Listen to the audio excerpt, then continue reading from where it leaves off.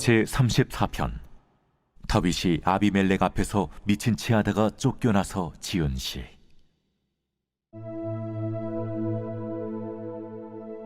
내가 여호와를 항상 송축하며 내 입술로 항상 주를 찬양하리이다.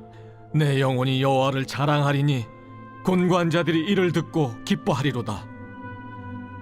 나와 함께 여호와를 광대하시다 하며 함께 그의 이름을 높이세.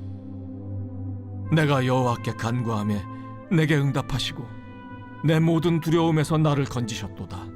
그들이 주를 앙망하고 광채를 내었으니 그들의 얼굴은 부끄럽지 아니하리로다. 이 곤고한 자가 부르짖음에 여호와께서 들으시고 그의 모든 환난에서 구원하셨도다. 여호와의 천사가 주를 경외하는 자를 둘러 진치고 그들을 건지시는도다. 너희는 여호와의 선하심을 맛보아 알지어다. 그에게 피하는 자는 복이 있도다. 너희 성도들아, 여호와를 경외하라. 그를 경외하는 자에게는 부족함이 없도다. 젊은 사자는 궁핍하여 줄일지라도 여호와를 찾는 자는 모든 좋은 것에 부족함이 없으리로다. 너희 자녀들아, 와서 내 말을 들으라. 내가 여호와를 경외하는 법을 너희에게 가르치리로다. 생명을 사모하고 연수를 사랑하여 복받기를 원하는 사람이 누구뇨? 내 혀를 악에서 금하며 내 입술을 거짓말에서 금할지어다. 악을 버리고 선을 행하며 화평을 찾아 따를지어다. 여호와의 눈은 의인을 향하시고 그의 귀는 그들의 부르짖음에 기울이시는도다. 여호와의 얼굴은 악을 행하는 자를 향하사 그들의 자취를 땅에서 끊으려 하시는도다. 의인이 부르짖음에 여호와께서 들으시고 그들의 모든 환난에서 건지셨도다. 여호와는 마음이 상한 자를 가까이 하시고 충심으로 통회하는 자를 구원하시는도다. 의인은 고난이 많으나 여호와께서 그의 모든 고난에서 건지시는도다. 그의 모든 뼈를 보호하시며 그 중에서 하나도 꺾이지 아니하도다. 악이 악인을 죽일 것이라. 의인을 미워하는 자는 벌을 받으리로다. 여호와께서 그의 종들의 영혼을 속량하시나니 그에게 피하는 자는 다 벌을 받지 아니하리로다.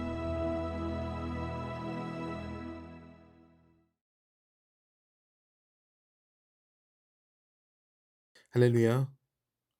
오늘 우리에게 주신 하나님의 말씀은 시편 34편 1절부터 22절 말씀입니다. 오늘 말씀의 제목은 고난에서 건지시는 하나님입니다.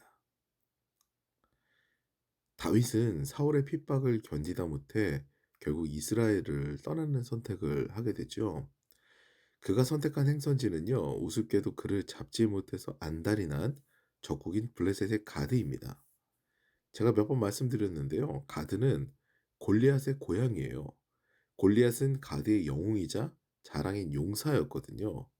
그를 죽인 자가 바로 소년 다윗인데 가드 사람 입장에서는 얼마나 다윗이 밉겠습니까? 그런데 바꿔 생각해 보면요. 사울이 얼마나 집요하게 죽이려고 했으면 말 그대로 오죽했으면 다윗이 적국으로 도망을 갔을까요? 아무튼 도망간 다윗은요. 그 당시 가드왕 아기스의 가신들에게 노출이 되게 되고요. 그들은 다윗을 잡아서 아기스에게로 데리고 갑니다. 여기서 다윗은 어떻게 했을까요? 탈무드에 의하면요. 다윗은 두 가지를 싫어했다고 해요. 하나는 거미이고 다른 하나는 미친 사람인데요. 아마도 사울이 악신에 들려서 미친 짓을 해서 그랬던 것으로 추정됩니다. 아무튼 다윗은 자신이 싫어하는 그 미친 사람을 연기합니다.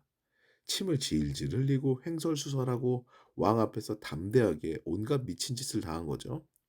그러자 가드왕 아기스가 가신들에게 한심하다면서 이런 이야기를 합니다. 내게 미친 자가 부족하여서 이 자를 데려다가 내 앞에서 미친 짓을 하게 하느냐. 이같이 다윗은요. 그의 기지로 이 위기에서 벗어나게 됩니다. 탈무드에 의하면 다윗은 이때부터 미친 자들을 싫어하지 않고 미친 짓도 필요할 때가 있구나라는 생각을 갖게 되었다고 해요. 오늘 본문인 시편 34편은 가드왕 아기스 앞에서 미친 짓을 하여 그 위기를 모면한 다윗이 쓴 시입니다. 구사일생으로 그 자리를 피했으니 다윗은 그냥 찬양할 수밖에 없겠지요. 그저 찬양 또 찬양입니다. 그런데 잘 생각해 볼게요. 그 이후 다윗의 행적을 보면요. 그는 결국 도망자 신분입니다. 이스라엘로 돌아가는데 아둘람 굴이라는 곳에 은신하게 돼요. 그의 상황은 나아지지 않았습니다. 계속 도망자예요. 그럼에도 불구하고 그는 찬양합니다. 그의 찬양의 이유가 무엇입니까? 그가 신이라는 이유가 무엇이죠? 하나님께서 보고 계시거든요. 하나님께서 지키시고 계신다는 것을 다윗이 느끼게 된 거예요. 그러므로 우리가 찬양과 감사의 삶을 살 수 있는 근거는요, 환경의 나아짐이 아니라는 것을 알 수가 있어요. 만약 저에게요, 딱 빚을 갚을 만큼의 물질을 누가 준다면요, 제가 계속 감사할까요? 물론 그 상황에서 감사하고 또 그분에게도 감사하겠지만 조금만 시간이 지나게 되면요, 그다음엔 아쉬움이 더 남을 거예요. '조금만 더 주셨으면 유용하게 더 사용할 텐데.' 이 생각이 들 것입니다. 자녀가 매일 사고만 치고 다니는데 어느 날 깨달은 거예요. '더 이상 사고를 치지 말아야겠다.' 그런데 사고는 안 치는데 매일 집에서 누워서 뒹굴뒹굴해요. 그러면 처음엔 감사하다가 나중엔 '저거 꼴 보기 싫은데 어떻게 부지런하게 안 바뀌나?' 이렇게 될 겁니다. 결국 감사와 찬양은요, 환경의 변화가 아니라 어떤 환경이어도 하나님을 느끼느냐 못 느끼느냐에 달려 있는 거예요.